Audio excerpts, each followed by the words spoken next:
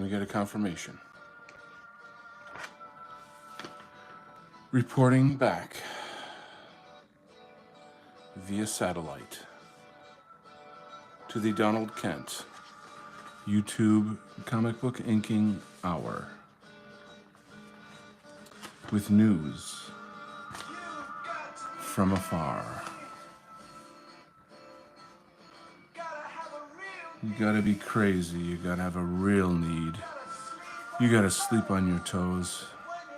When you're on the street, you gotta be able to pick out the easy meat with your eyes closed. And you'll be moving silently downwind and out of sight. You've got to strike when the moment is right, without thinking. Yeah, and after a while, you can work on points for style.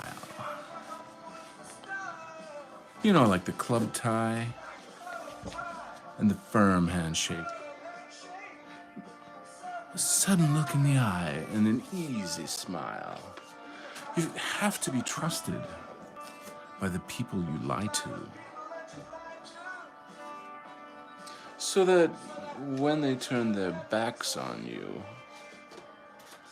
you'll get the chance to put the knife in. We're going deep and dark tonight, ladies and gentlemen, with Pink Floyd's Animals, one of my all-time favorite albums. It's really a great, how do I put it?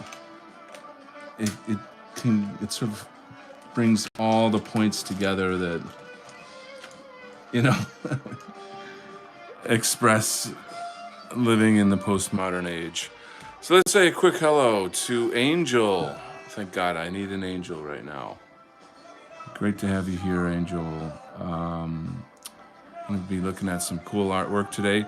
Splattercat, it cannot be a party without Splattercat. Soy Goy Roy. Watch out, man. This guy right here is Soy Goy Roy. Keep your eye on him. All right, and Gondorian American. Howdy, it's me, Crusader. Crusader! My dude! Where have you been? Where have I been? Struggling to survive, my bro. Emotionally, spiritually, financially,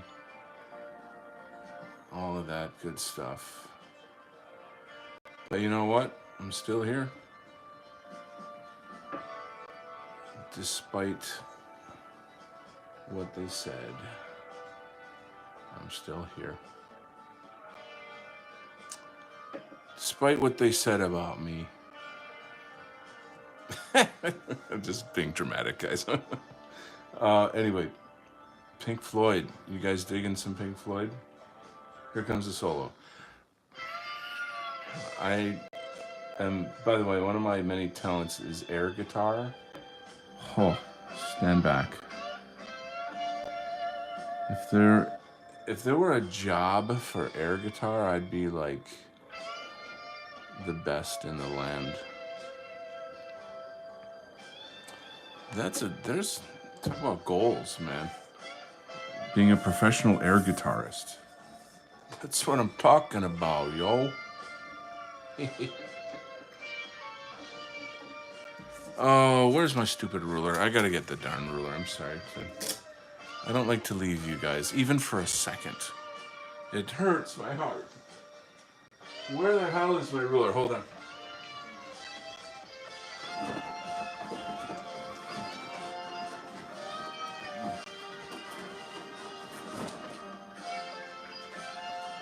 Whew. Thank God you got Pink Floyd to keep you company in those moments away. So what do we got here? What's the chat about in here? You guys are already cooking. You're not even waiting for me. I've been good, still going. That's cool. Splattercat says, always love me some Pink Floyd.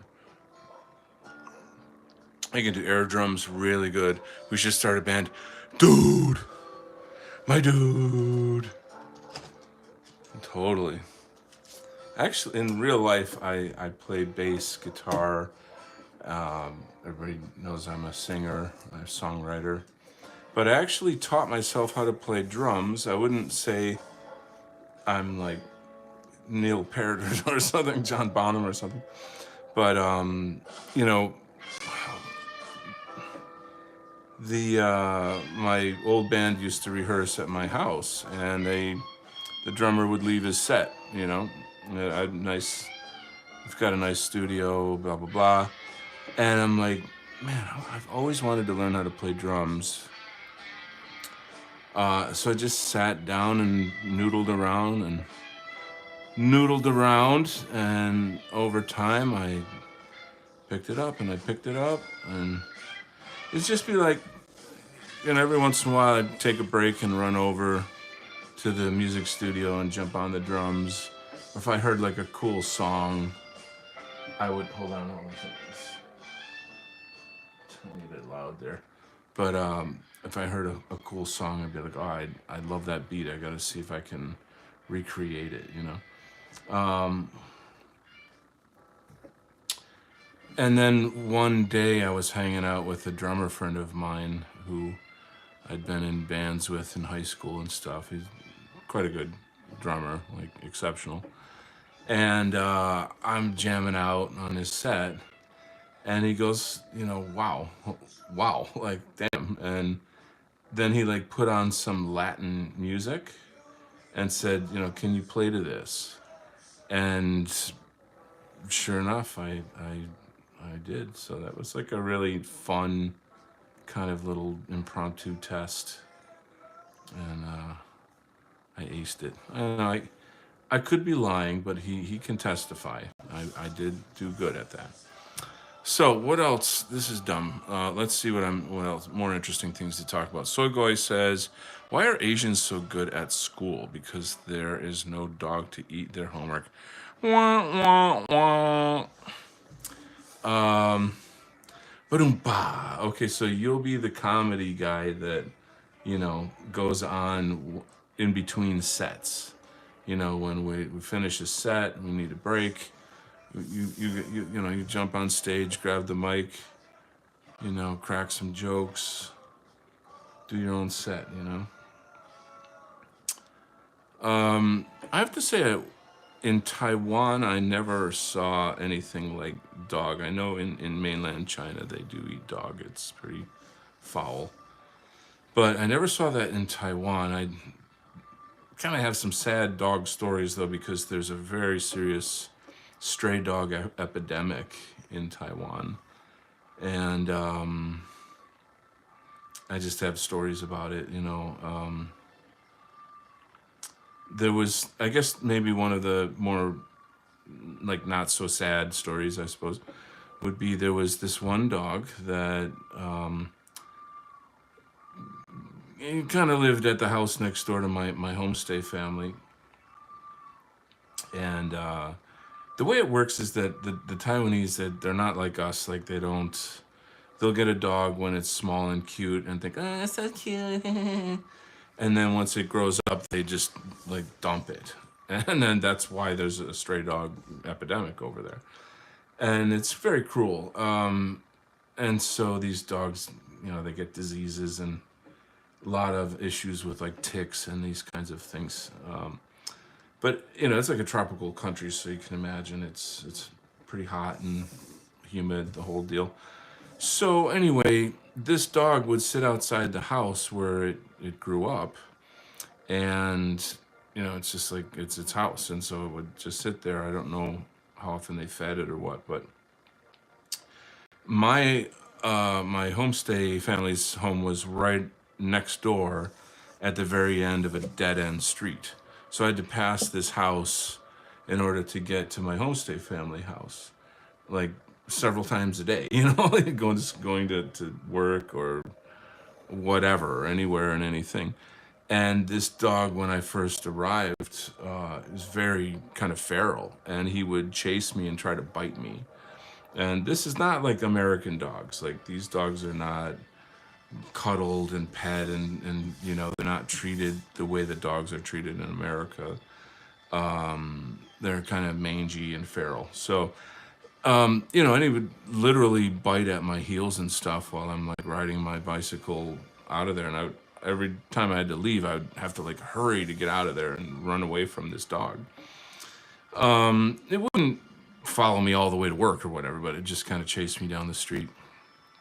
Finally, one day, I'm like, I've had enough of this shit. I gotta make friends with this dog. So I got some like dumplings, or they call balsa. They're like a breaded dumpling with pork meat inside, and I bring a couple of those home.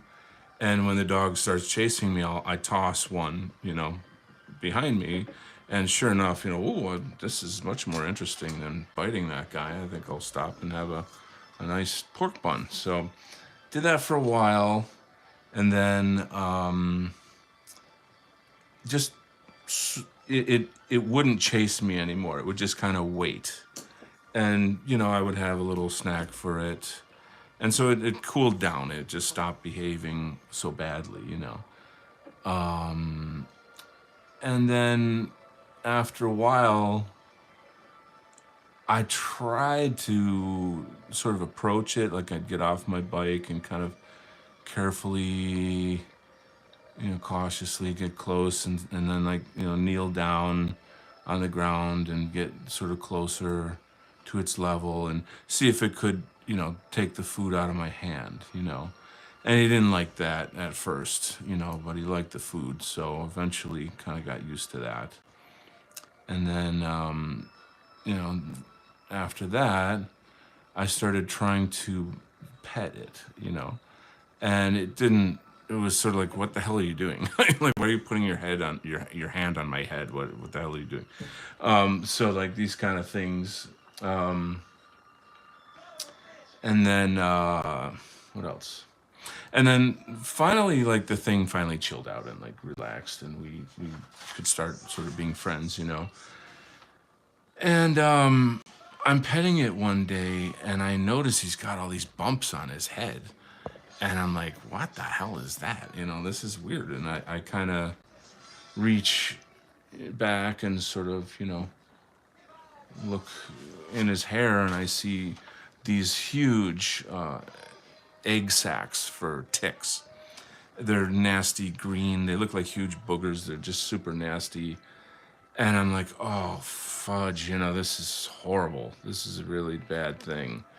Damn, like, oh, shoot, what am I going to do? Because, like, when these hatch, there's going to be hundreds of these little ticks crawling all over his body. I know, sorry, I told you it was not nice. And so I realized I've got to save this thing. I've got to do something. So I the whole thing, I kind of plan it out. I do the thing where I get the Balsa, and and I have like a pair of scissors kind of like in my back pocket. I don't want them to see that I got this big metal thing, this big metal object. And, I go ahead and I kind of feed him. And then I sort of carefully get the scissors out without him seeing. And I'm just kind of working on it back there, sort of fiddling around, trying to get at it and stuff. And somehow, and here I'm really nervous. Like, is this dog just gonna flip and start biting me, or like, because maybe it hurts. I don't know. And somehow it knew that I was helping it. I can't tell you how, but it just was like, it was just sort of cooperating. I'll kind of put it that way. And sure enough, I was able to get them off and everything. So, yay, happy ending to this story. Okay, no more dog stories like that. But there's a little happy ending for you. We got a bunch of people in the chat here. Let me see what I got here. That's really sad. Yeah. Hello all. Ardent Party is here. Welcome, Ardent Party. Good to have you. Ardent Party. I feel like I've heard of you before. Are you in, like, say, the Jason Kuna community, or where do I know you from? This is very interesting. Muy interesante. See how cultural I am, and I speak Spanish and stuff. Anyway, yeah, so I was on the Discordant Dragons show last night. If you guys don't know Yiz, she is one of our gals. She makes white positive content. This is just a spectacular gal. We've known each other for a long time, actually. I've been on her show. She's been on my shows. She's like pretty deeply committed to creating white positive culture. And so she's gone like full-time content producer. She does these shows called Morning Walks. She kind of just sort of does like musing on our situation. She does I forget, there's another show she does with this Australian guy. The name of it's slipping my mind right now, but that's more kind of big brain historical, hot takes and what's going on. But then the show I was on, Discordant Dragons, is more like a fun.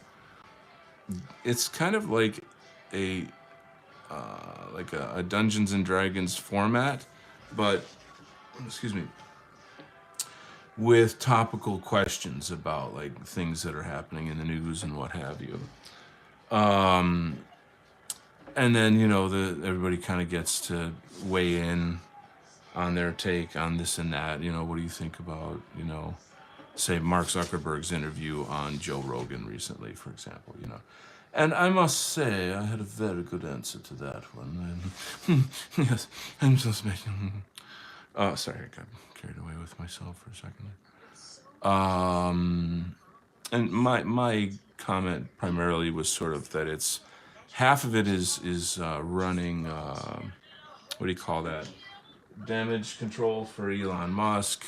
But the real big picture is that the deep state, the left, the small hats, whatever you want to call them, they are trying to, they are infiltrating the right wing, and certainly Trump is the big Trojan horse. I gotta say, there's a couple things happening here and there with Trump that are sort of making me think like, well, I don't know, is he still a wild card? Is he gonna pull a switcheroo? And everybody in our sphere is just so darn black-pilled that whatever. Anyway, let's move on. Ardent Party. Hello, Ardent Party. Your name reminds me of another YouTuber, Argent. He's a Canadian reactionary right-winger. Arden says, I'm involved with the white well-being crowd. Yes, good. I thought so. And I tend to be pretty hard to avoid on Twitter. Ooh, it's gonna be trouble. Trouble's a brewing. That's cool. Let's see. And I've been on DD several times. Well, now I feel like I'm around family now. It's like a family reunion around here. It's nice. Hey, Arden, what are you doing? So that's cool. Cool beans. Let's see. I think I've heard of them. Researching Gulag Cafe. Empire of Lies. That was the one. Yeah, that's quite a cool name for a show, actually, if I do say so. What do we got here? Does Argent have a Pokemon AI avatar? Yes. Newsfist, there you go, is Yiz's co-host. Thank you. Newsfist, yeah. Very bright, well-spoken dude. There you go, and now, forevermore. And so it is. And so shall it be. So moving on, I think I had a look at his content once before, but not sure it appealed to me. He may have been a casualty of the subscription purge. Ew. Trouble? Oh, I like trouble. So does this guy right here. Anyway, we'll move on. He's a very specific type of humor. It's not for everybody. That's fine. Empire of Lies prevents terminal goiters. Oh, wow. I'll keep that in mind. I like to kind of stay on top of the health trends and whatnot, you know. It's funny talking about health trends. You guys hear about this stuff? Methylene blue. Well, I'm not there yet, but a friend of mine has sent me that book, and so I am taking ivermectin though, which is wonderful. It's marvelous. Anyway, let's get down to business here, okay? Would you stop joking around? Get serious here. We gotta draw. We gotta represent this. Actually, she's like a super villain who works for a MAGA force, the new MAGA force, and she's everything she looks like. But I sometimes you gotta kind of double check from here to there about like what does the costume look like and stuff. So I'm kind of making sure that I have all the details correct. Maybe I should turn the Floyd up and shut my mouth so you guys can listen to something of value. I do have a couple things on my mind. I'm thinking of getting your thoughts on, because I'm in sort of like a research and development phase for a big project.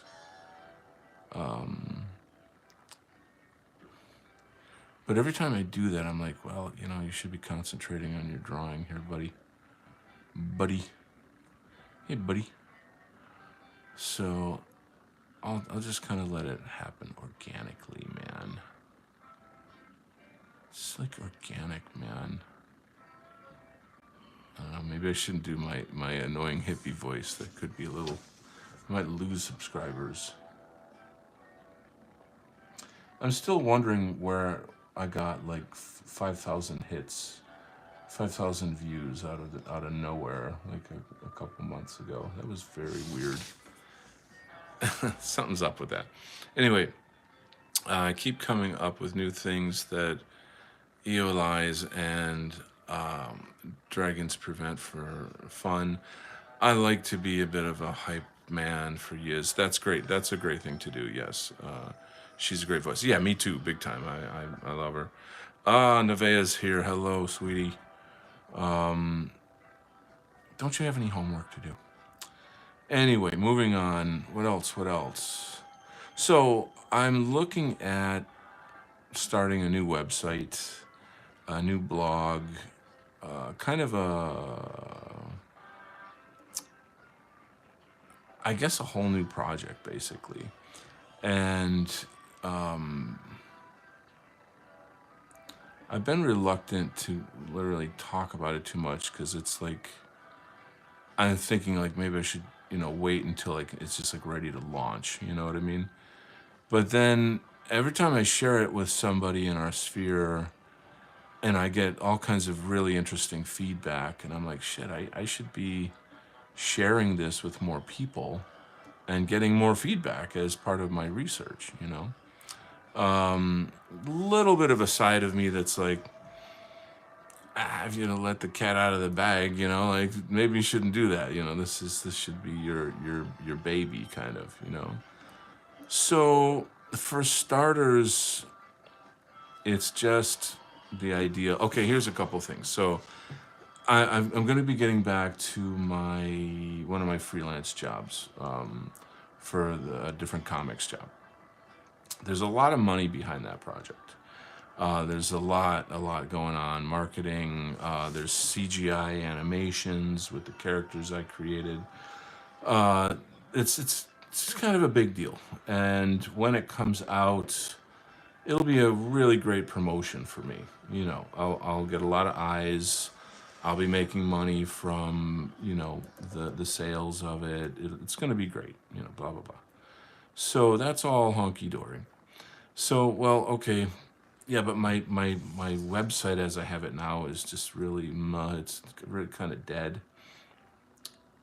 and I gotta do something. I gotta kind of like hit the iron when it's hot, kind of thing. I need to get it up and running in such a way as to where people can come and buy stuff and subscribe and all that fun stuff, you know. So that's one side of this.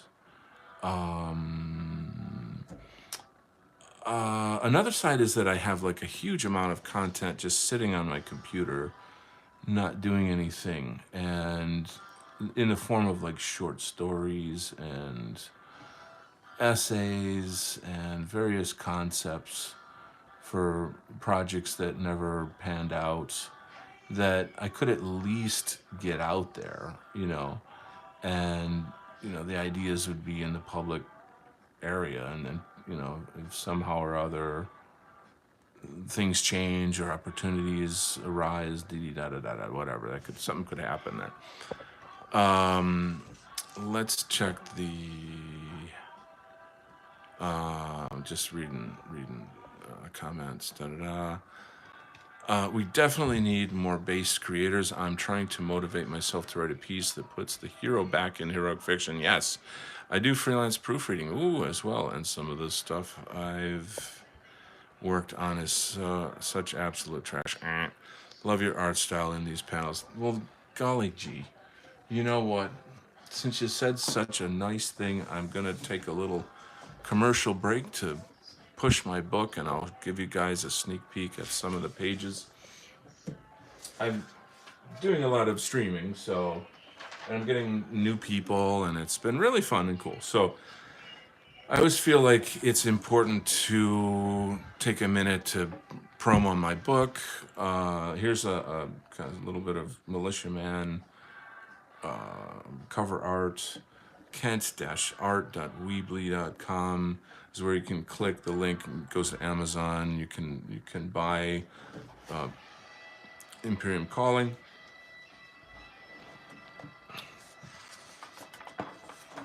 There's a little more art on that theme here. You know what? I need a little drink of water. Give me 10 seconds here. See if I can do it with. How am I gonna do this? See, this is where I need a third hand, or an assistant or something. Open my bottle of water, please. I am parched.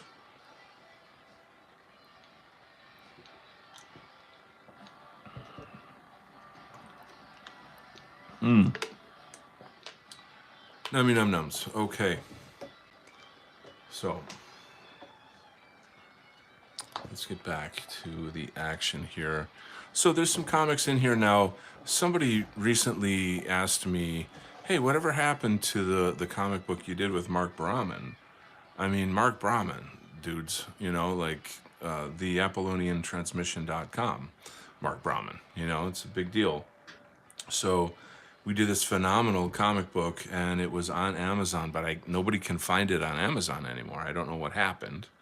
It seems to have disappeared. So if you want this, where else can you get it? But inside, it's in here. So I'll just tell you a real kind of a fun, neat thing. Now, Mark wrote the book, obviously, right? And I illustrated it. So there's a scene in here where there's, Congress is meeting and the president is giving his little speech. Meanwhile, the State of the Union address during a highly controversial presidency. The border will be sealed and militarized. Abortion will be banned. Our gun rights will be secured. Obscene adult content will be criminalized. And true free speech will be secured. The big tech companies will not decide what Americans can and cannot say. And most importantly, we will come to the defense of our ally in the Middle East, Israel, honoring our Judeo-Christian origins. Clap, clap, clap, clap, clap, clap. So you can get where this is going. There's like this group invades Congress, and like it's a little too close to reality. But even though we made this, like you can see Ruth, what's her name? Ruth. She's that judge, that Jewish judge that died. I forget her last name, Ginsburg. Anyway, the guy that I picked to model the president after is Jared Taylor. So, dudes, can you imagine Jared Taylor as president of the United States? Oh man. Anyway, I've so it's got all kinds of different illustration work in it and fine art and the rest and this and that and the other thing, yada yada. Some caricature art. There's a little funny story about this guy right here. I'll zoom in on Mr. Intolerance. that's a fairly famous photo that people see floating around the internet, and this artwork was commissioned by Richard Spencer. So he was working with Edward Dutton in UK to publish one of his books about Islam in the UK. And so Richard Spencer contacted me to commission this for the cover of the book. And it was Richard's idea mainly. Of course, I drew it in this style, whatever. And then when he showed it to Dutton, it was like, nah, that's never gonna go over in the UK. So I was like, oh well, hey, thanks, but it was fun anyway. So that's kind of a cool story. I just thought I'd toss that in there.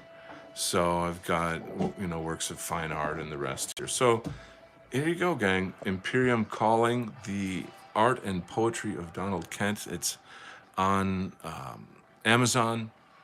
Would love it if you could even leave a review on Amazon. That'd be kick butt skis, and I would be most appreciative. So let's get back to work, but not before I check the chat. See what you all are saying. I hope you're not saying anything rude about me. Let's take a look here. We definitely need more creators, yes. Nevea says, I just had state testing and finished my language arts. Good for you. I need to finish math tomorrow. Ugh, math was never my. That's my kryptonite is math. Ardent says, me likey. Good. I like the details on the flintlocks. Oh, cool. I say, Jeeves, I feel parched and dehydrated. Yes, indeed. Indubitably. Where's my house and pfeffer? Love is, oh no, not love. Lull is that the QAnon shaman's goons. I guess that's actually a very interesting question. You should ask Mark. The Sam Elliott piece is gorgeous. Golly gee, I did it real pretty like it's a real nice piece. I'm quite proud of that piece right there. He's the original cowboy right there. You got Sam Elliott there, and he's, saw his part in that movie there about the Lebowski movie. That one. He's in there. He's got a nice hat on, a kind of 10-gallon cowboy hat. So anyway, there's Sam Elliott. Yeah, and I drew this one right here for one of my art classes. I was teaching people how to draw photorealism. It's quite a difficult thing to do. Anyway, I'm gonna move on from there. Sorry, I don't know where that came from. Maybe I need to get on medication. Lol, it's the meme moolah. Yes. President Jared Taylor. I wish, no kidding. The Islamic guy drawing is funny. Cool. Glad you like it. Imagine British fourth graders saying, yo mama, so ugly. It's hate speech to draw her in the UK. Whoa. Sam Elliott, cool, amazing. By gosh and by gum, it's time to get back to work here. So I'm going to get Mr. Page back on the table and get back into the zone. The Pink Floyd zone. So in high school, I was kind of known as the Pink Floyd guy because I was such a huge fan of Pink Floyd back then. It's kind of it's interesting in the sense that it's like, I don't know, there's something about like the teenage angst thing that happens at that age, and but there's a lot of foundational ideas, like Us and Them, and anti-war, and all these various things that are like very much a part of who I am. Anyway, it's all about me. Sorry, I'm being narcissistic. So selfish. All right, let's see what we got here. This song freaked me out when I was young because I was very, very Catholic at the time, and this song it's kind of like a, I don't know, critique of Christianity, I think. And it's spooky as hell. It's like a real spooky song too. It's called Sheep. I can turn it up just a bit. I don't want to get too loud or whatever.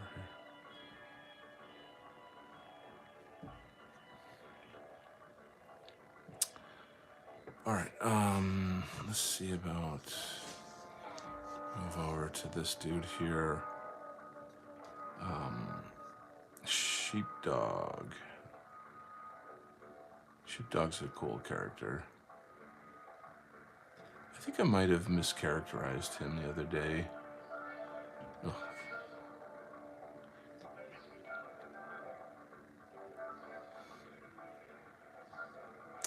Sort of like these characters that one of the reasons why they're in this book is to represent different factions of the political spectrum. And the Boogaloo boy is, your standard Civnat, you know. So, don't tread on me flag, that guy. And I think that civic nationalism is kind of baked into. Sorry, I just want to blast that out of the window, but I do think civic nationalism is kind of baked into being American in many ways. We, in the dissident right, we, we've transcended it or whatever. We bypassed it. We don't. We're race first is really who. That's what we are.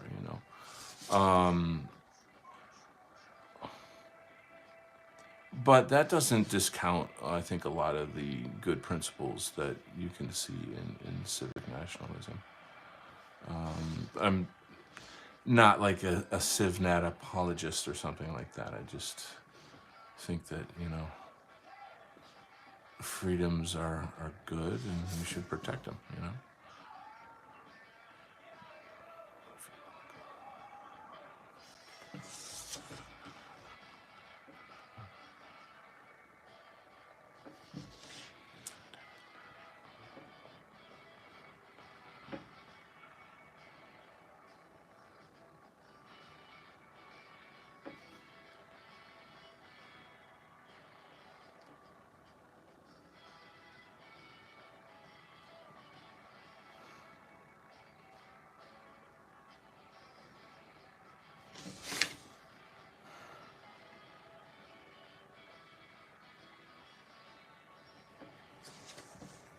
All right. Let's check on your chats here. See what you guys are talking about. Cycle. Damn, this shit bangs hard. Cool. Welcome to the show. Welcome to the show. Whenever someone is new here, I always feel like I should give them a little tour. You know what I'm saying? I'll kind of back out a little bit and show you some other art for the militiaman story. I like this piece right here. I love drawing architecture. Once in a while, it's nice to do a nice piece of architecture to set a scene. Here's some kind of like, poster art, and here you go. Here you've got your standard. You got your MAGA dudes. You got your Civnat guy with his "Don't Tread on Me" hat. You got your Southern Patriot. You've got Christian nationalists. You got the fedora nationalists over here. The whole thing with the what do you call these? The tiki torches. It touches a nerve, with liberals especially because it harkens to Charlottesville. So let me jump back and catch up on the chat a little bit. Oh, amazing. Hold on, Sam Elliott.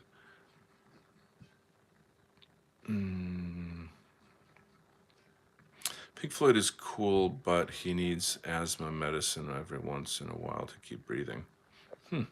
Is that a joke, or are you saying that for real? Sorry. Oh, Pink Floyd. Okay, I think we're talking another Floyd. Anyway, sorry that joke was in poor taste. Wah, wah. I have a test Friday in Egypt. Ooh, cool. Damn, this shit bangs hard. ASF. I'll sub. Thank you, sir. Much appreciated. There's tons of good stuff on my channel. Please check it out. I think you'll like it. If you like this, you're gonna like the rest of the channel. Can you teach me to make manga? So I can. Hold on a second. Let me finish reading here. The official, oh boy, Seingyu. Am I reading that right? Perspective is eating for real, for real. I love that. I love your sentiment there. Totally. But I'm not sure I'm saying your name correctly. Soigoi. Architecture is cool when I start drawing. I definitely want to draw architecture first. Architecture? You know who else like to draw architecture? You. I tell you, keep your eye on this guy. He's gonna start trouble any minute now.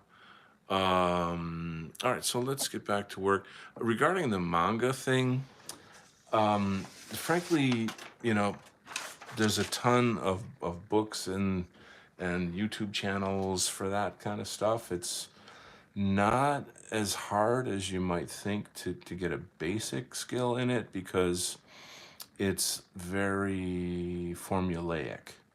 So by formulaic, or I'll put it this way. So number one, first off, I lived in Japan for a year. I was an exchange student over there for a year. And I learned a lot about the culture, and I worked in a Japanese corporation in New York City, and I got lots and lots of stories. Anyway, manga in Japan, an average manga can be like the size of a phone book. Like when you take in the train to school or work and you stop at the train station, you can find like a vending machine with manga in it. You know, and manga just means it's the Japanese word for comics. It's not manga, that's with an ugly American accent. So, and you know, so what you have are teams of people who all draw the same. They're trained to draw in the same style. So you'll have 12 dudes drawing one book, but you know, you don't know that. And in order to pump out so many pages a month, you got to have that many people on the staff. You see what I'm saying? So consequently, you have to have an art style that is very, very cookie cutter. It's very formulaic, you know, if you understand what I mean. So, you know, it's funny. I lived in Japan. I studied traditional Japanese painting, Buddhism, this, that, and the other thing.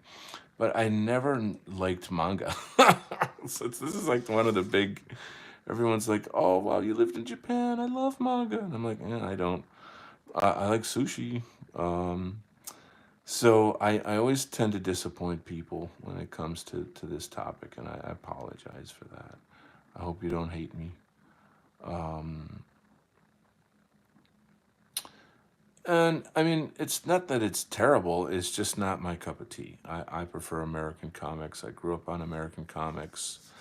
And I don't like cute things. I'm not into like cute overload. And I feel like a ton of Japanese comics has just so much of that baked right into it. And I find it cringe. But, you know, I don't mean to insult anybody's tastes by saying that. It's not my thing. So I should get the tunes back on. Gasp, yeah. Nepea's very upset. She's gonna like rage quit this channel because I said that. And I apologize, young one. But hey, you know, we can't all be the same, you know.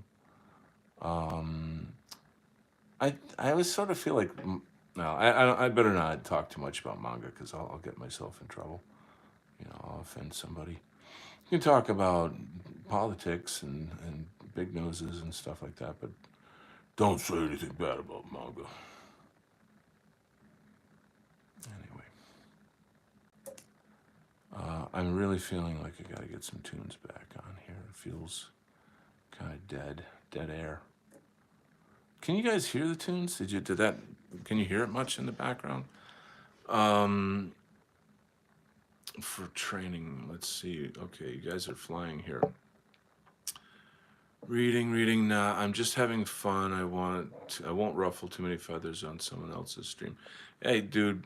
Honestly, I'm like a free speech absolutist. You know, just like Elon Musk. You can call me Donald Musk. always thought there was a weird name, Musk. Like, what? What are you, some kind of cologne? I'm talking about Elon Musk. Anyway, I guess the guy smells bad. I don't know. Yeah, sorry. I guess joking is not my strong point, apparently. Enough comedy jokes. How about some music here? Let's get back to that. Hold on a second. Crew. No, just I don't want to miss the fun conversation. Speaking of Japan, I got a wooden katana for Christmas. Very cool, very cool. Um, my brother used to make nunchucks when we were teenagers. He's like, oh, these are illegal. I can't buy them. Okay, I'll just make them. So I learned how to do nunchucks from that. Kind of funny. Wooden katanas are called boken, I think. I'm a kung fu guy, which is Chinese, and karate is Japanese, so I don't really know a ton about stuff like that. You know, I've heard of boken, but blah blah blah. I like anime, but I hate how over sexualized it is. I could probably watch half of those shows with my family if they didn't have so much weird stuff. Characters, yeah. Sweater Cat, The Bad Mama John. No way. Wing It is here. Wing It Productions. Ladies and gentlemen, step aside. How we doing, Wing It? What have you been working on these days? What's new in your world? Hmm? Well, I know what's new in my world. I got some damn music on. Hold your horses there. Okay, let's do some echoes by Pink Floyd.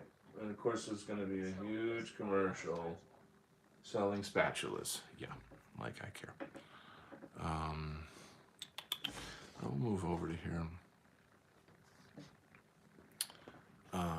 Let's see. I'm into Hema and make Western style boken. Have one that I made out of yellow spruce, not legal, da da da. White well being, yes. HEMA for years until it turned. What is HEMA? I don't know what HEMA is. Help me understand. I cannot understand.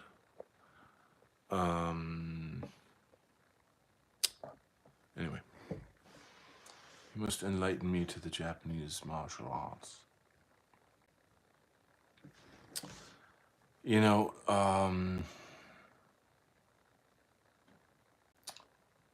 my 私の日本語はとってもダメですよ。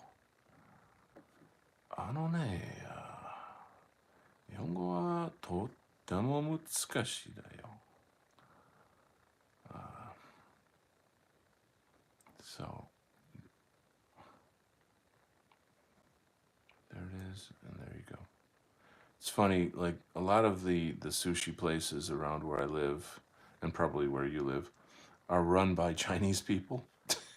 So like they scam people into thinking, oh, all Asians are the same, or like people don't even know that they're not Japanese, And I will start speaking Chinese with them, and they always get this look on their face, like at first they're like, oh my God, this guy, he knows, like oh shit, like he's the gig is up, and then it's like, oh wow, you speak Chinese, cool, let's talk, and then we'll just chat and kind of have a nice time, which is fun. Yeah. See, that's the thing. I gotta start bringing dates to like Chinese restaurants, and that way I can impress them with my Chinese language. So very good.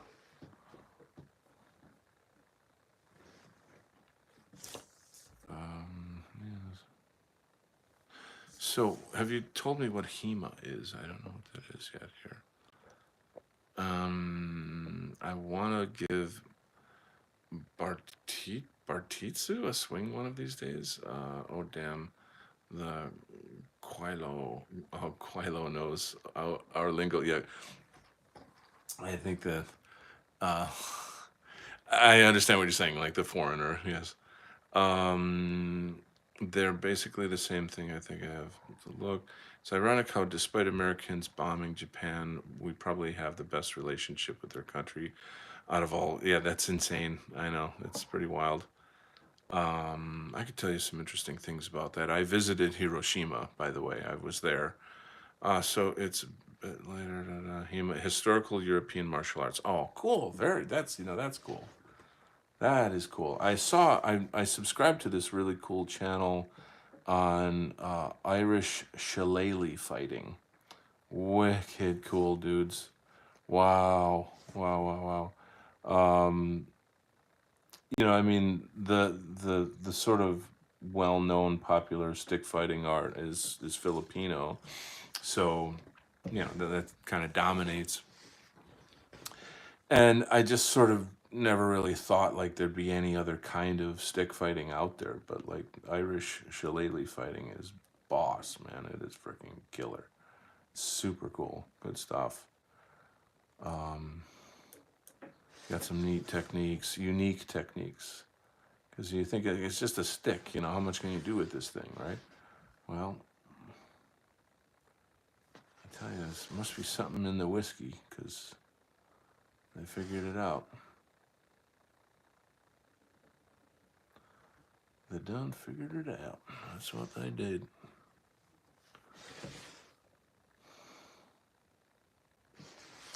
So I feel kind of sad about this character Sheepdog, because he gets killed in the story, and the reason why is not because I'm against sheepdogs. That's not the fucking reason why.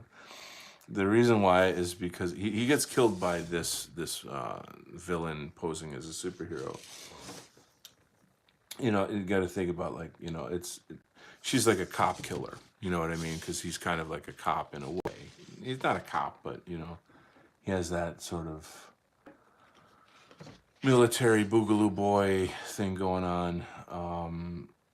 And her killing him it's a plot point.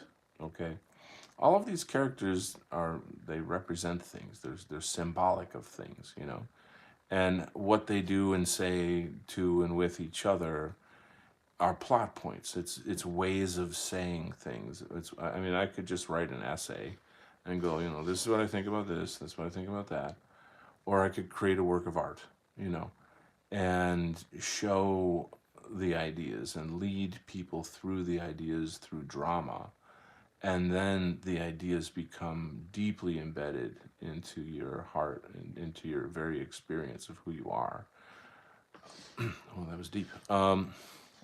So that's why, like, drama and the arts are superior in terms of, like, you know the impact that they have culturally and even spiritually. There's a whole study that I did on the spiritual technology how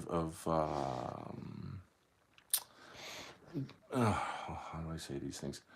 It was part of my Buddhist studies that I did in Japan, and there's all kinds of objects that are used for ceremonies and rituals and the like, paintings and sculptures and various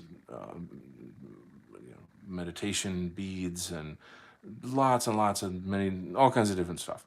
So, how do these things function in terms of, like, the spiritual practice of Buddhism? So, and the same could be said for say, Catholicism or Orthodox Christianity. What the cathedrals themselves are so awe-inspiring. And then you see the Stations of the Cross, and it's not just decoration. This is something that you can do a kind of a ritual, when you kind of walk the Stations of the Cross at a certain time of year and sort of visualize or emotionally go through the experience of the crucifixion and these things. And it's powerful stuff. It's very, very powerful stuff. So the arts and storytelling, narrative, they are a really important part of human culture. Um, I'm gonna see about reading some text, some comments. I don't think I'm gonna be able to keep up with you guys and do my work. Oh, that's not coming through. What's going on? Oh, okay. What's going on? Whoa. Okay.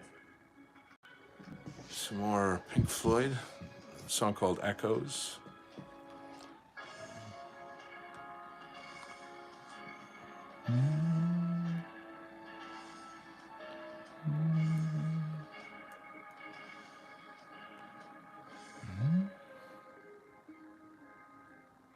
Over the albatross hangs motion upon the air beneath its coral gaze.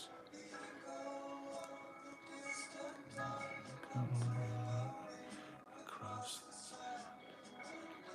things green submarine.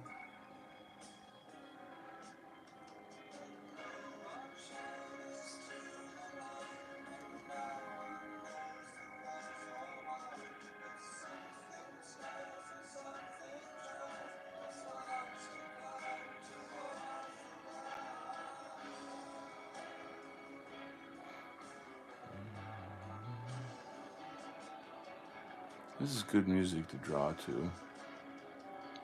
I've always liked music that has like a kind of theater to it, you know, that there's storytelling and it delights your mind. It makes you think about whatever the story is in the song. You know, I find that strangers passing in the street by chance two separate glances meet. And I am you, and what I see is me. I was like, that's pretty neat, you know.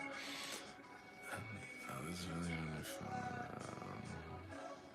I see you guys are having a nice martial arts conversation.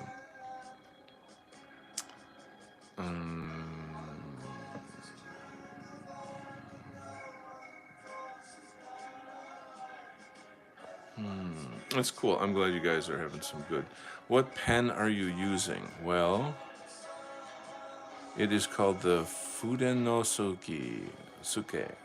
Fudenosuke. I don't know how close you can see this. But anyway, it's real nice. I I used to do real, you know, inking with real brush and real ink, but like I pretty much use these now.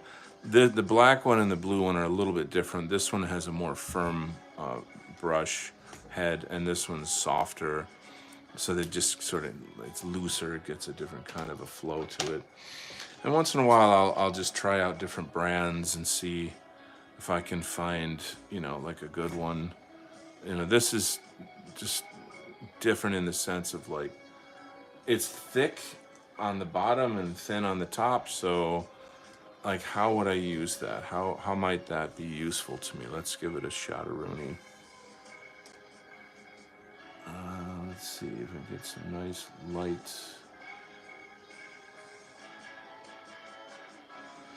It's harder to work with. It's good for you can see like the texture of her hair. You know, that has a nice kind of brushy quality for this kinky hair. So like that's useful. Doing really fine line drawings with it or inking with it, it's not that good. It's too soft. It's like too pliable in a way. And it's just harder. So like that's what I mean about a soft brush and a harder brush. So the harder brush, it you know, sort of presses against the paper or the table, and you have more control over the line weights and the fineness of the line, if you will. This is just all the minutia of art tools, you know, like art tool nerd talk. Welcome to Art Tool Nerd Talk with Donald Kent.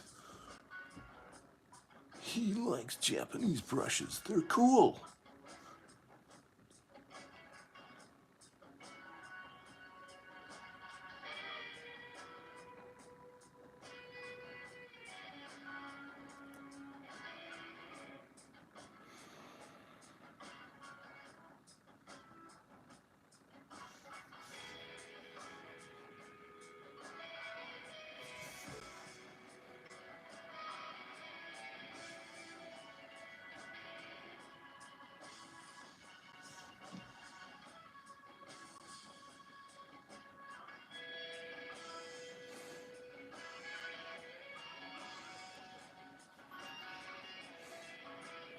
Line weight quality. So that's a huge thing. The bounciness of the line, that's a huge thing. I love Ringen, though. That was the main pull for me. Learned how to disarm someone. Oh, you guys are back to that. Benjamin K. Welcome, Benjamin K. Nice to have you on the channel. Welcome to Live at Pompeii. That is right, brother. You're talking to a Floyd head right here. That's right, my man. Big Floyd guy here. You know what I'd love to see is like younger people discovering Pink Floyd and going like, what? You know, like, this is so good.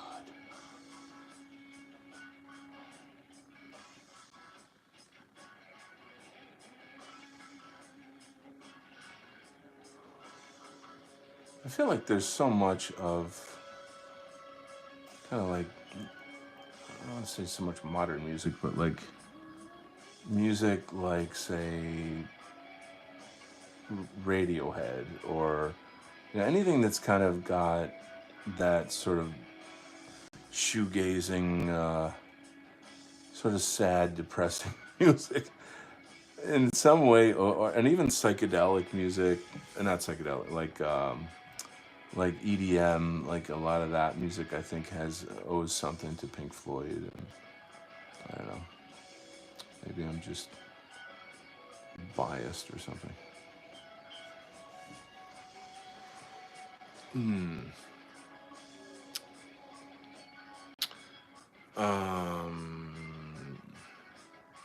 You guys are killing it on the martial arts convo. Do you have a main antagonist? So the main antagonist, yes, I do. Hold on a moment. Got to turn off that commercial.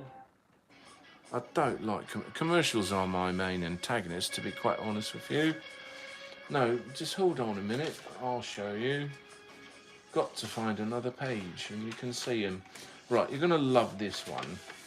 So this here page here, I've got to back up a bit. Hold on. All right, take a look here. Do you know this building here? That there is the Bilderberg building. Do you know about the Bilderberg group? Know anything about them? Right, so these are the world's richest cunts. And they get together every year to drink blood and talk about how they're going to fuck the rest of us. So you don't want to be, you know, hanging out at a Bilderberg meeting. It's not too good. They're not very friendly, these folks. So this guy right here, his name is Klaus Sorrows, actually, and to be quite honest, his name is Klaus Sorrows. Sorrow, like Soros, but with a W. Hint, hint. maybe it's not that much of a jump, you know, Klaus Sorrows. So Klaus Schwab, George Soros, if you could put them into one person, but he's just the earthly representative. He answers to this guy, this demon right here, and this demon's name, I shudder to pronounce it. His name is Noahide. And whenever you see the cult members use this eye inside a triangle symbol, They say hail, all hail Noahide. So, as you can see, the story has got a lot to do with the world that we live in and whatnot. So, there you go. And now you know. And so shall it be forevermore. Um, did I answer your question? Right, Green James recently covered, bro. Yeah, you guys are just having a good time, so I'll let you go. Talk amongst yourselves. I cried today. Just, oh, no, man. This is not the channel for that. This is this is for adults, sweetie. Okay? Yeah. Like I said, I put the I set YouTube to adults only on this show. Okay. So what do I do? Nevaeh is like 10 years old, and she comes to the show once in a while. But since this is not a show for kids, I don't really engage in anything that, you know, you have to try to look at it like, if her parents were present, what would you be saying? So it's just not. That's why I set the show to adults, for adults. It's just not the kind of thing to go into personal problems like that and stuff.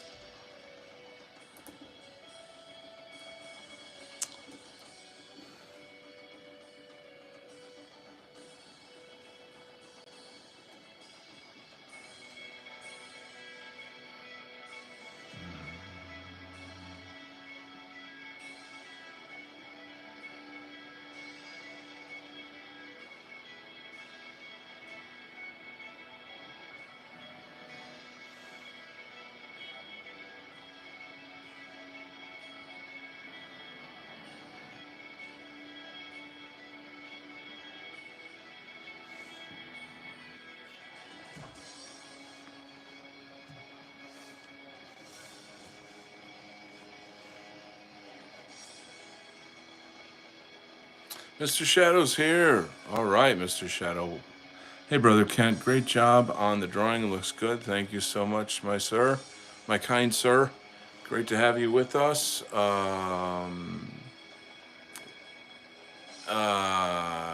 Right, exactly. So there you go, and now you know. But yeah, this is a show about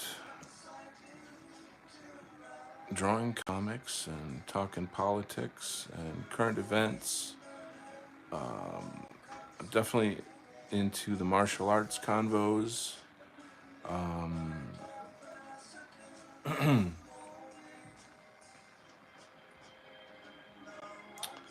There's this guy, I don't know, I think he's French. He's a blonde dude that he's a karate guy, and he does like a really great YouTube show where he learns about different styles out there and tests them and meets the teachers, and it's good stuff. He's very objective, he's very respectful. I don't know if he's French. He's from some European country. He's got a little bit of an accent. And you guys know? Do you know what I'm talking about? I think he's sort of popular.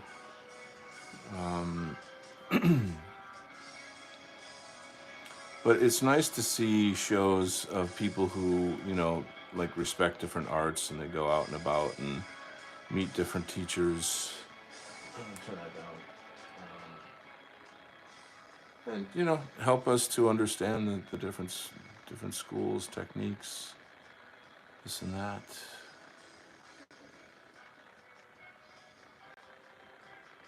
All right. I really love those balaclava masks, but I don't want to buy one and raise suspicion. Yeah, I got one years ago and not having any idea of like the meaning of it. It was just like, like a Dollar Tree kind of a cheapo mask that I thought, oh, this is neat, cool, and just and then later someone was like, do not wear that, that has a certain meaning to it, and I'm like, what, I don't know, I don't get it. Now I get it though. Indubitably.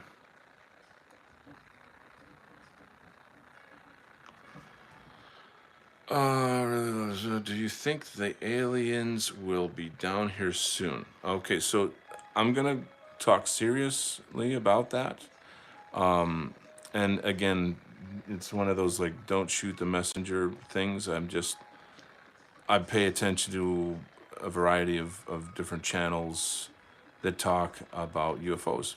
And so it's there's I'll just give you one thing for example. There's a guy who is he's basically one of these guys that apparently channels an alien known as Bashar, and he's the guy that channels the alien. They did I don't know what this is called. It's like the type of an MRI test where they have his brain hooked up to electrodes and they scan it during the transmission. And there's extremely highly unusual activity, very, very highly unusual activity in there. Like there's a kind of a very strong electrical pulse right down the middle in between the two hemispheres of the brain, which doesn't happen naturally at all, and certainly not to the extent that this guy gets it. So, even if that's true, you should always question, what's the intent of these beings that are trying to contact us. So you have to always have a level of. Anyway, answering your question, he says that around the end of 2026, we'll have full contact. I'm thinking it's going to be sooner than that, just because of other resources that I look at on this topic and various. You could technically say we're already having contact in terms of. Well, we've had contact for like hundreds of years, but I'm just saying, like, what is known to the mainstream, and when you say full contact, we're really talking about with people, not with governments. There's tons of, I mean, so I don't know. It's always tricky for me to talk about this because it's as if I'm saying it, and again, what I'm doing is conveying what I know, what I hear, what's being reported. How much of it is counterintelligence? You have to weigh in all of that stuff. But as far as full contact between alien civilizations and the public, the word is like 2026, 2000 in the next 4 years. That's pretty much what I'm feeling. Is that it's really going to be more. It could be sooner. I'm believing it's going to be sooner than that. Again, my top recommendation for research on UFOs is Dark Journalist X on YouTube. He's totally data driven. He's not goofy, fluffy, love everybody, hippy dippy. He's not into that kind of like, buy my crystals program. Yeah, I don't think that there's anything horribly wrong with those kind of people. I think that they mean well. The whole raise the vibration crowd. There's nothing wrong with trying to get more in touch with the divine and very like physically, literally through meditation, whatever, raising your vibration. The term raise your vibration, I think, is confusing to a lot of people. You can break it down and talk about it from like a physics perspective. Things vibrate, this is part of nature. And things like fear, anger, regret, grief, these are lower vibration emotions, and they affect your life. They affect the people around you. Human beings are bioelectric, electromagnetic animals, and as such, we produce energy fields. And you know what is in these energy fields, and what are we doing with these energy fields? What's the deal? What's it all about? So why am I saying this? Because that is sort of the beginning of alien technology in many ways. There's a very, very, very huge, what do I even call it? People who are pretty deeply into trying to understand aliens, what they're here for, etc., always come across this kind of thing. There's been numerous cases of different people in whatever so many years that have had like spontaneous what do you call them, like possessions and things of this nature. There's a case of a woman who was possessed by a spirit called Seth, Seth, who is a type of an alien consciousness, and you can look that up. The writings of Seth. You can just Google that real fast and be like, oh shit, this is a thing. And a lot of it is like, humanity is trapped in a really super low negative vibration. Again, I don't like using that word because it sounds goofy and hippy dippy, but just for now, this is the language I'll use, and we've got to get out of it. And it starts to break into ideas about this planet actually being a prison planet, and that that I mean, it's funny because like I can talk about UFOs, but once they start talking about stuff like that, I feel like I'd better shut up, kind of, because you can't just say things and not back them up. You gotta have something to, it's just because otherwise it just sounds goofy. It sounds like what, and and then you kind of look dumb. You know what I mean? So I think I'll stop there. I'll pause there. Let's move on. What do we got? What do we got? What do we got? Questions. They're all here where I live. 50,000 of them, all aliens. This is a cry for help. Yeah, I know what you're saying. Yeah. Do you think if aliens invaded Earth, that humans in 300 years would blame aliens for bringing alien tech and create critical alien theory? Badoompa. Okay, yes, I like that analogy. If you mean immigration, sorry about that. Yeah, are we talking about extraterrestrials or extra-dimensional aliens? Whitley Strieber, Communion. Yeah. Well, there's many species of aliens. So, you know, when you start getting into the extra-dimensional stuff, sorry, I've got to get some tunes back on here a little bit. Hold on. That might work. You first have to understand what are dimensions and how does all that work? What does it mean? Sorry, hold on. So, like, we can just have a conversation about it, but it would kind of not make sense if you don't have a grasp of what extra dimensional means, I would just say this. I would say this. Trust no one in these spheres. And I don't mean that in a negative, like harmful way. I don't mean that in even like a low vibration way. I'm not trying to say like they're evil, they're bad, they're out to get us, don't trust anyone. That's not my point. My point is to rather treat these entities or what have you as you would just people. You know, if you were, let's say you were traveling to another city and you've never been there before, are you just gonna walk up to anybody and be like, "Hi, I'm from that other city over there," and like you're gonna just automatically help me?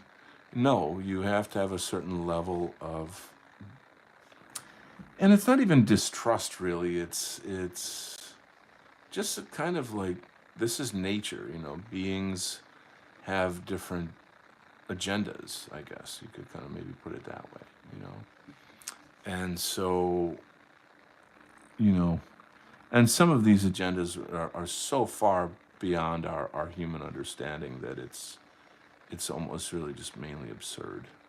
There's not even a way to talk about these things. Um, so I know that was probably a shitty answer. I'm sorry. Giving like straight answers on this stuff is not actually an easy thing to do.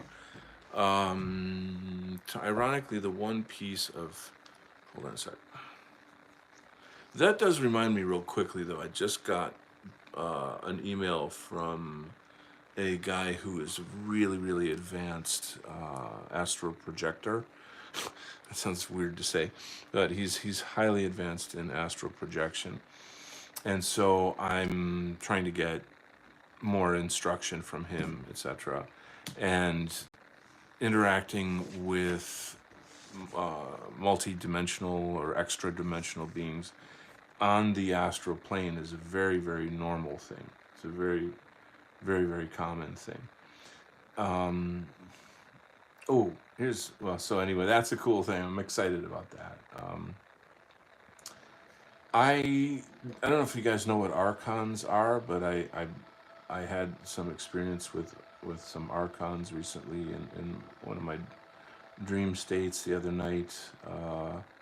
They're, if you know what it is, they're essentially like shadow beings that create mental sort of illusions, I guess, in your mind to create fear, and then they feed off of the anxiety and pain and suffering, and also like sexual energy as well. We talked about this a long time ago on this show. His name is slipping my mind. I can see his face in my mind right now. Oh, he's one of our philosophers in our sphere. Damn. This is what I mean. Like this happens on almost every single show. It'll be like we get into these cool conversations, and I need to know the name of a certain person, but because I can't remember it off the top of my head.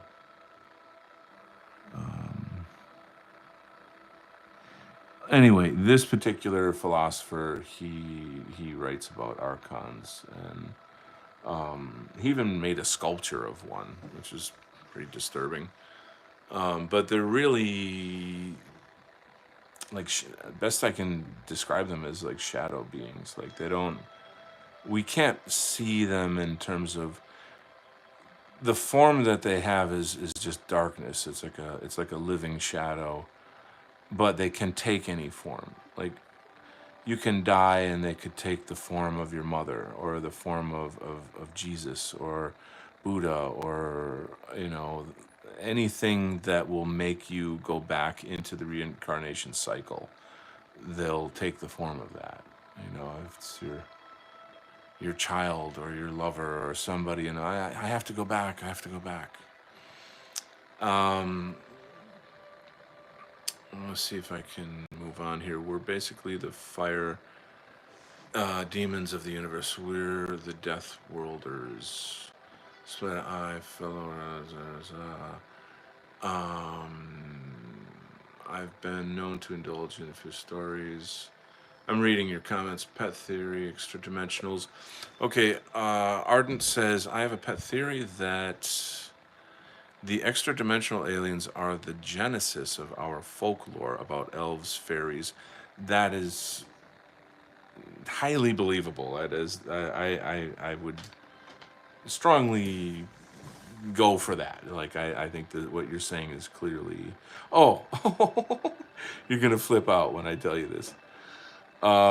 There's a dude that I follow on Instagram that has literal footage of this stuff. His show, his channel is essentially him going on the dark web and finding cool stuff, and then that's his show. So there's this thing called like a surprise box or something, where you you get this box, and then it comes with instructions, and there's things you do. And he was the instructions in the box, you don't know who it's from. The instructions in the box say, go to this location on a full moon on this date, or something, something, something, and do these rituals, play this music, use these objects, and see what happens. And in the footage, you can see what I would say are like, kind of like, they're definitely like forest spirits.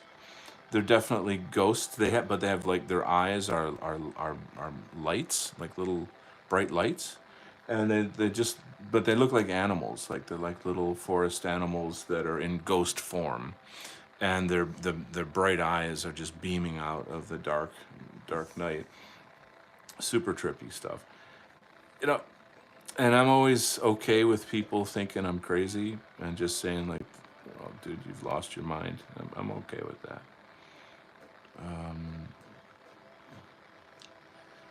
If you sit in front of these things yourself and experience these things yourself, you'll know, But here's the thing: knowledge is the truth about knowledge is really about courage. Because if you don't have the courage to ask the right questions and to seek the knowledge, you'll always stay in your safe little zone, and you can be comfortably ignorant and laugh at everybody out there who's actually exploring the unknown. Okay, so Mr. Shadow, I've seen lots of different realities. I'm pretty agnostic on the whole extraterrestrial life thing. Honestly, I've had an astral projection incident and have a natural talent for. Oh, I cannot read that. I cannot read that word, apparently. Tell us more about it. Tell us more about it. Star Trek of the Archons was a very atheistic episode. Huh, curious. Anyway, as fun as it is being here and watching the art, it's after midnight dropped. Okay. All right, good night, sir. Good night. I don't know if you're even still here. But thanks for coming. Sounds like Bogans or Bogarts. Have a good night. Da da da. Okay. And there you go. And now you know. Forevermore. So that was exciting. What do we got here?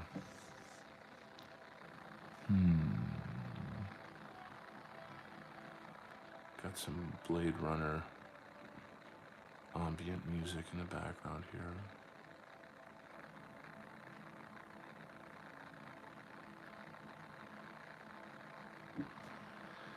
Sorry if I came across as disrespectful. I don't see that at all. I didn't. I haven't the slightest idea what you're talking about. I didn't notice anything disrespectful. Of course, I didn't read all of the chat though. I've been sort of bouncing back and forth here. But don't worry. I'm not worried. This is kind of a thing with me that I'm trying to learn is forgiveness, essentially, because there's so many people that have wronged me. There's a thing in life. It's like if you're like a really nice person, then people will just shit all over you. It's just like a kind of a natural thing, apparently. I guess I don't know, but friends, family, abuse your trust, two faces, blah blah blah, and my thinking on the topic really is not, in a sense, it's not so much that I'm giving something to the person who hurt me, but rather that I don't want to go through life like this. I don't want to carry these feelings into the next world with me. You know what I'm saying? It's too much of a burden, you know, to have all that pain and anger. And you know, it's not like a button you press and then it just goes down the toilet. You know, it's not like that, right? Um, but I think that it's just the right thing to do. It makes sense. Emotions don't make a lot of sense if you think about it. You know, you get upset about something and then you say something and then you make the situation worse and da da da da da da da. But it's almost more of a self-helpy, self-love kind of thing. That sounds gay, but anyway. Um, all right, moving on. Moving on up.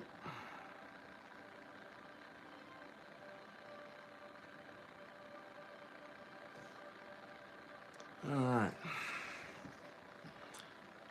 Mr. Shadow, my picture on here is of an orange orb that I seen when I was a kid before they had all these drones and stuff like that. Yeah.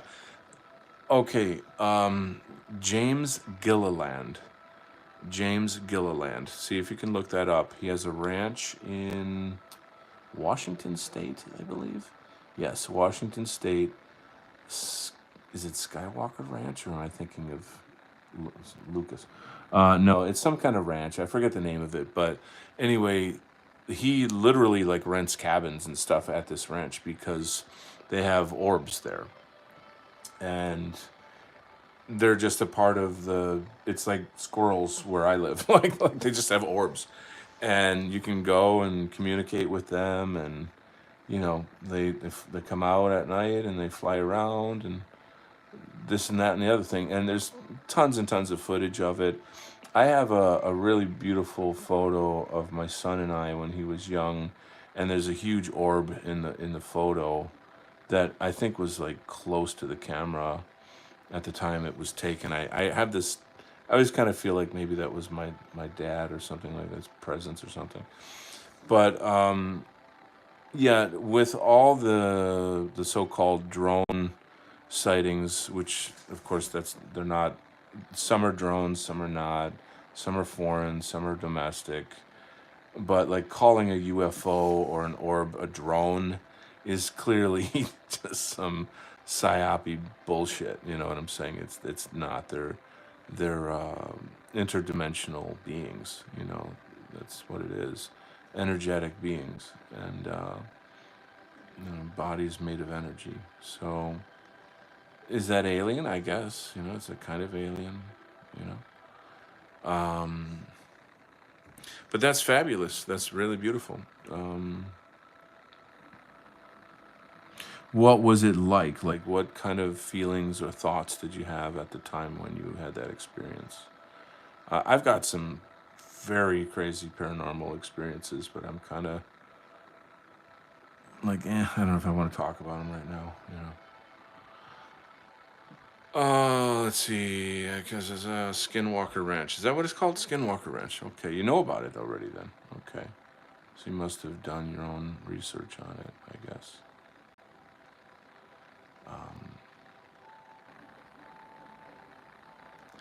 Yeah, there's an interesting clip I saw recently. Somebody was showing these. They're essentially tribesmen in the Amazon, and one of the men in the video speaks their language, and he showed them a picture of like a gray alien, and he said, you know, do you know what this is?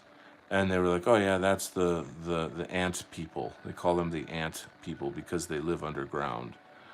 And they were saying like, these are dangerous. You don't ever want to go near them because they take you away. You'll disappear.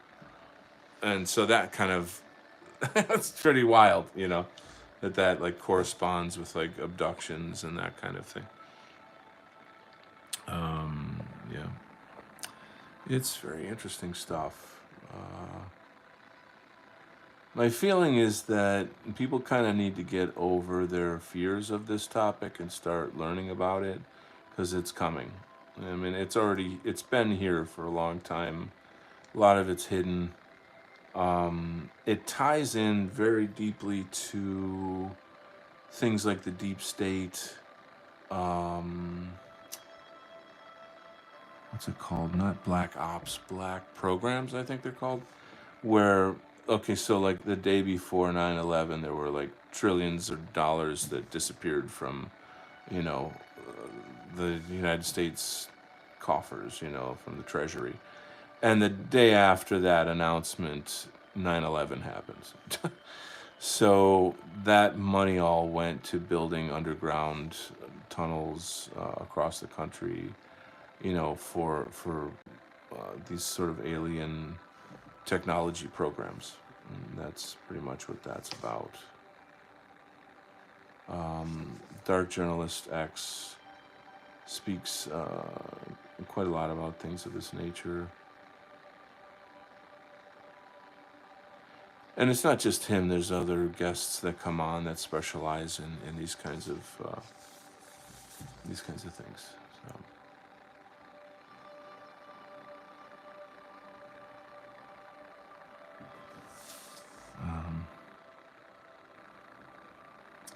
interesting things about Kennedy. Kennedy wanted to give away information on the space program with the Russians. He wanted to work with the Russians to kind of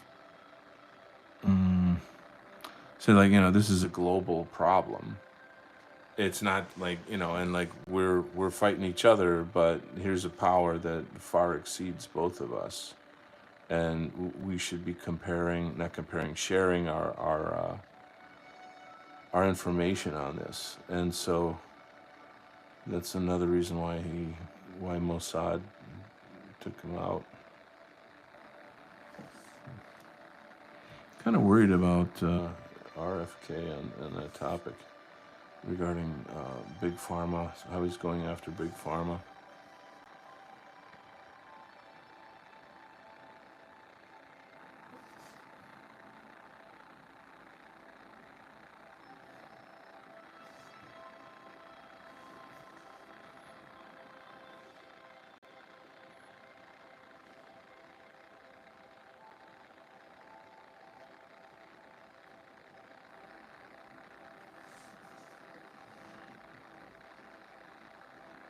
No, what time is it? Jeez. I gotta work tomorrow, guys. Can't just make art all the time. No, I gotta be a slave to money. Gotta buy big cars and impress women with them. Otherwise, I'm a loser.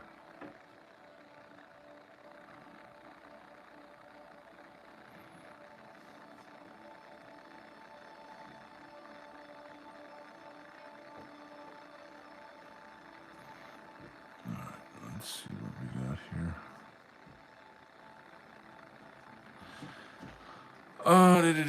The day I find a UFO, I'm taking it and flying out of here. You want a chance to check out space? Yeah, I've seen UFOs. What I always do when I bring that up is that I try to say, like, okay, some of them could be phenomena that I don't know but are earthly in nature, or maybe just, like, there's a lot of stories. Are going down a big rabbit hole here, guys, and I gotta end the show. How am I gonna do that? Probably not. I think maybe next time I get into this. The most amazing one was a silver ball that flew over my house. It's really hard to, like, calculate how high it was up. It wasn't very high. It'd be kind of like where there's a certain elevation that you see helicopters at, you know, Maybe you would see like a biplane at that elevation. It's not super, super high up, not where airplanes are. And like I could calculate by the distance the size of this silver ball. It was like a seamless silver orb. I guess I'd say probably maybe somewhere between like 5 and 10 feet in diameter. I know that's not really, specific, but it could fit in your living room, you know. And the way it was moving was so amazing. It was like just not slow, and it's just like kind of medium, but really steady, even flow. It was no sound, totally soundless. And damn, wow! I mean, I got so lucky to see it. I was with some other people, and I pointed up and I said, look at that," and they looked up and like, what? We don't see anything. We don't see anything. I'm like, how the fuck is it that I'm seeing it and you're not fucking seeing this? Like, that's annoying as hell. I'm like, please open your eyes. What the hell's going? So they didn't see it, and then I felt like an idiot. But what are you gonna do? So that's the end of the show, ladies and gentlemen. With leaving on that note, 40-foot tree level. No, it was higher than trees. I don't know, maybe 3 times as high as a tree. I don't know, like, I don't know what kind of tree. I don't, but like I said, like, I don't know where you live or what you've seen, but like if you look at, you'll see like weather helicopters flying around or police helicopters, and they're not very high up. You can clearly see them, you can hear them. It was about that altitude. That's what it was. Anyway, there you go, and now you know. So I will see you guys on the flip side. Thanks for joining in this crazy, crazy world we live in. So thanks again. I love you all. God bless. Stay safe. Have a good night, and we'll see you next time on Donald Kent Art. Thanks. Bye-bye.